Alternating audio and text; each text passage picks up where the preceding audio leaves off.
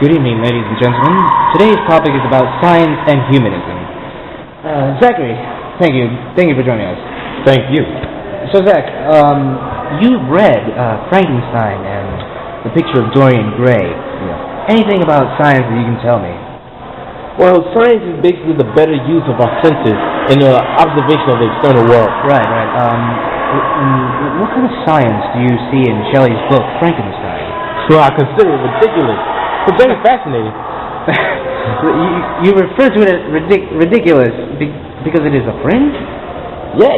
The science involved in that has no scientific backbone. Oh, right. I know what you mean by that. The science of that time was not as progressed as it is today.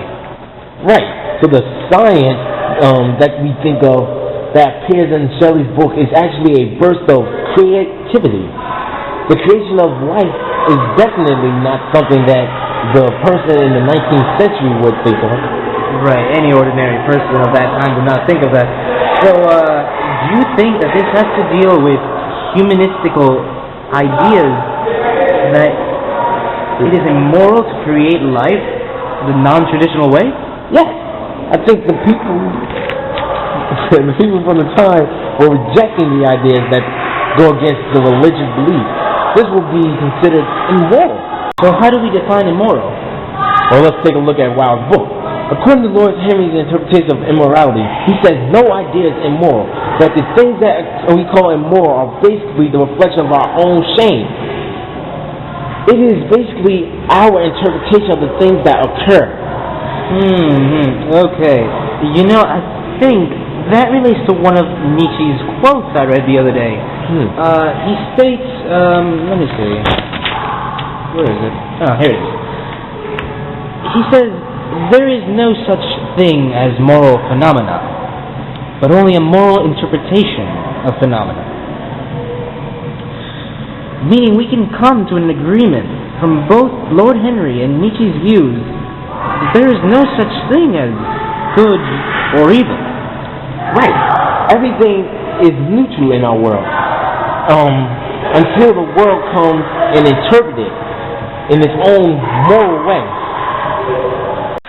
Now that we have dealt with immorality, good and evil, and all that junk, let's take a historical perspective from those who lived during Shelley and Wilde's time.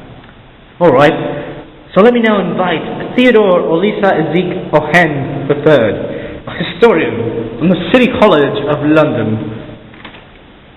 Hello, Kevin. Zach, it is a pleasure to be here, to be and welcome in your show. Welcome, Theodore. So, we were wondering, historically, how can science and humanism be related? Well, historically, science and humanism are considered good. Why is it good? Because as they progress, it celebrates the human mind and human intuition. Science, historically, whenever it interferes with religion, is usually considered bad. Immoral, both in past and modern standards. Humanism, historically, whenever it interferes with religion, is usually considered bad. Again, that's really redundant. Again, immoral. Again, immoral. Right. As example, gay rights. Oh, right, gay rights. Right, and from a religious viewpoint, being gay is bad. Generally speaking, yes, of course. Yes, and now modern society today has fought back this idea. Thank you for your views, Mr. Ezeki.